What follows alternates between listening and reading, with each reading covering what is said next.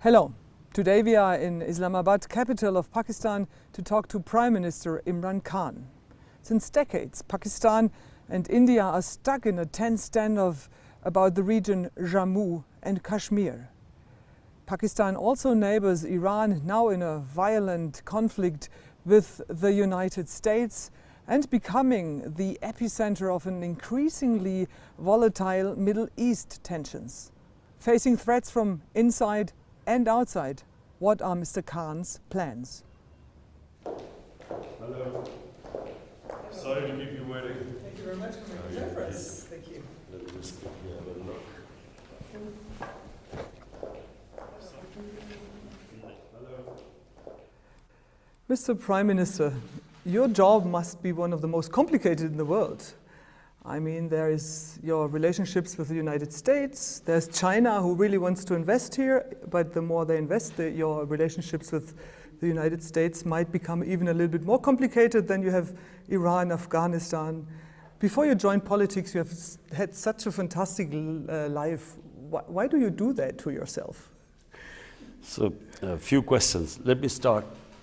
Firstly, I came into politics because I felt that Pakistan has tremendous potential, always had tremendous potential. When we were growing up, Pakistan was the fastest growing country in Asia.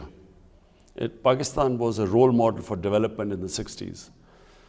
So we lost our way, and my whole objective of coming into politics was that we wanted Pakistan to achieve its potential, and it has huge potential.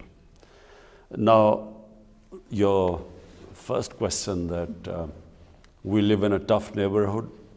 We have issues, balancing act, because we have, for instance, Saudi Arabia, which is one of Pakistan's greatest friends, always been a friend in need for us. Then we have Iran, which is a neighbor, and we have always had good relationship with Iran. So the conflict between Saudi Arabia and Iran is something which for Pakistan would be disastrous if it went into some sort of a military conflict. So we are trying our best to make sure that these two, one neighbor and one friend, things do not deteriorate amongst them. Things do not actually lead to a conflict. And as it is, this region cannot afford another conflict. The other is Afghanistan. Pakistan is doing its best for peace in Afghanistan.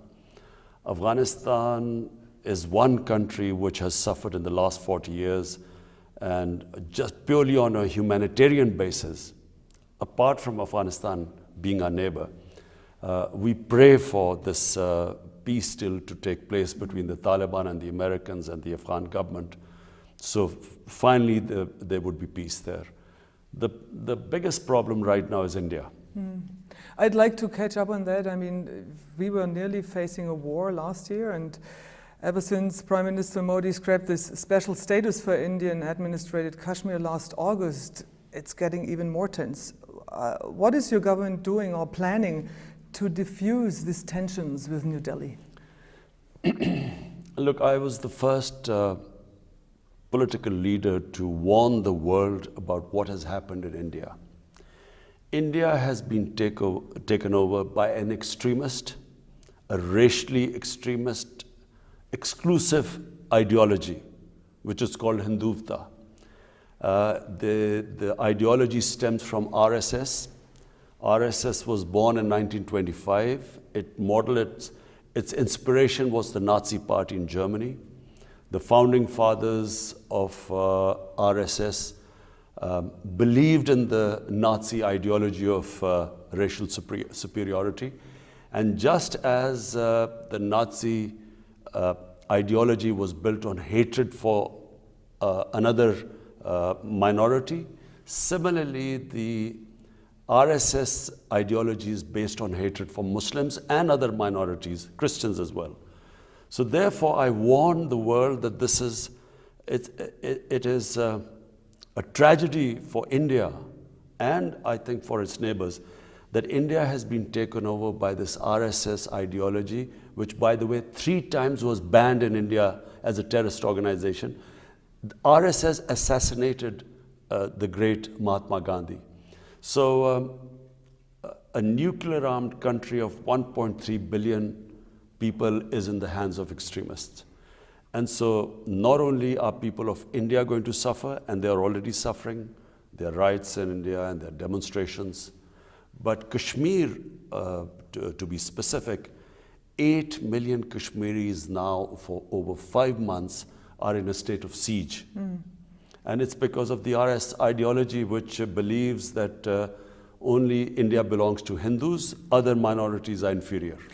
What does it mean for you? I mean, how can you handle that conflict? Do you try to talk to Modi? What are you doing? Well, when I first became the Prime Minister, I made every effort to talk to the Indian government, Prime Minister Narendra Modi. My first speech, I said, you come 1 step towards us, we'll come 2 towards you, that we can resolve all our differences through dialogue. But it soon transpired that there was a reason why India was not responding. And the reason was the RSS ideology. And this then soon became evident last year when on 5th August, they unilaterally annexed Kashmir. Kashmir is a disputed territory between Pakistan and India. In the several United Nations resolutions from 70 years ago, not only call it a disputed territory, but the people of Kashmir were given the right by the international community, by the United Nations, that they, through a plebiscite, they should decide their own destiny. But Prime Minister Khan, there are many Pakistani people who also say that the human rights situation in the Pakistani part of Kashmir is also not perfect. How do you answer to that? Well, this is very easy. Why do we invite anyone anywhere in the world can come and see the Pakistan side of Kashmir? And then they go and see the Indian side of Kashmir. Let them decide what is the difference. Yeah, but still, like, protests against the Azad Kashmir administrations aren't allowed in Kashmir. So that's not really freedom of expression either, isn't it? Azad Kashmir has free and fair elections. They select their own government. They run their own affairs. Like in any government, they will have problems. But as I repeat again, why don't we invite all observers from anywhere in the world? They can go to the Pakistan side of Kashmir, and then they go to the Indian side of Kashmir. They will not be allowed to go to the Indian side of Kashmir. Everything is sealed. All the top leadership is in jails in India. Thousands of teenagers have been picked up from their homes and taken away. There's no internet facility there. There's a total clampdown. You cannot compare what is happening in India to what is in Azad Kashmir. But let me stress that one more time. I mean, you'd really take strong stands for the freedom of the Kashmir people, obviously, on both sides. And you do that also in front of the United Nations. Don't you think your voice would be even heard more and better if, like, for example, protests in Kashmir and the Pakistani side would be also allowed? Why not?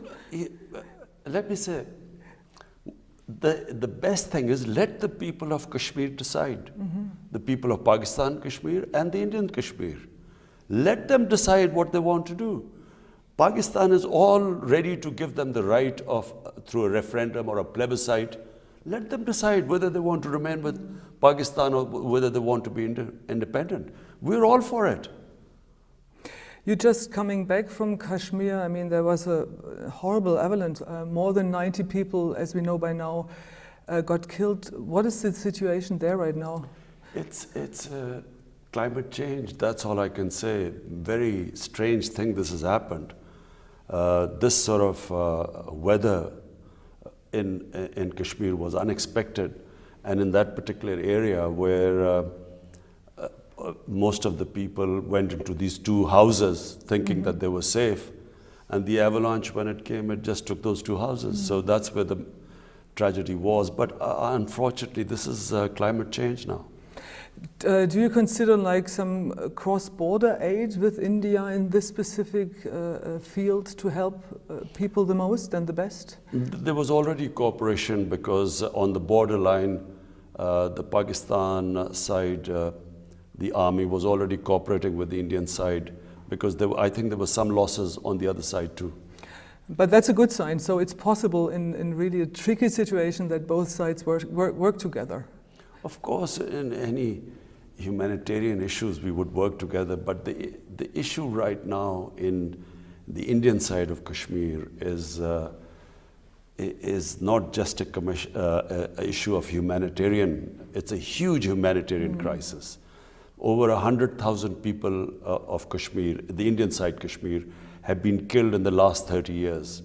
And not just that, I mean the clampdown and since 5th August, this is, the whole world should realize, for 5 months the people of Kashmir have been put under siege. The schools are closed, they can't lead a normal life, communications are cut off. As I said, their senior leadership is all in jail. So therefore, I really hope that the world would take notice of this. Pakistan cannot have normal relationship if this disputed territory, dispute between Pakistan and India, recognized by the United Nations, if they have unilaterally annexed that area, how can Pakistan start talking to them right now? Do you think the world is paying too little attention? I'm afraid, and sadly, yes. Consider the sort of just the media coverage of Hong Kong, demonstrations. I mean, Hong Kong, what, 2 or 3 people, I don't think more than that have died.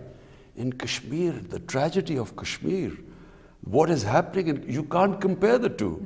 And why is that? Why is that? Why do you think the world is paying so much more attention to the Hong Kong protests regarding the situation in Kashmir? Well, I think that the Western countries, unfortunately, number one is the primary consideration are the markets.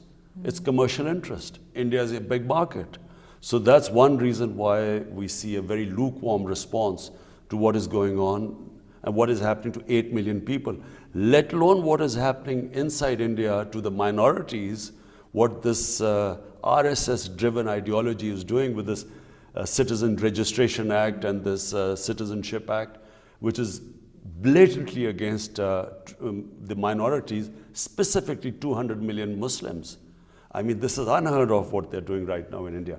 But specifically on Kashmir, the silence of the world is number one because of commercial interests, India being a big market, and number two, I think, in the strategic Western mind, India is supposed to be a counterbalance to China. And therefore, you see a completely different approach to what is all this. And I'm afraid this is going to pose a threat not just to Pakistan and the neighboring countries or to the Indian minorities, but eventually this will be a threat to world peace. Because remember, if this goes wrong, in other words, this rhetoric of the Indian army chief saying that they put claim on Pakistan side of Kashmir too, and is saying something like if there was a parliament resolution, then the Indian army was ready to move to the Pakistan side of Kashmir. Then what would happen? The unthinkable would happen. 2 nuclear-armed countries would come face to face. And that's why even in the United Nations, I went there to the General Assembly and I appealed to the UN that you must intervene right now before things get out of hand.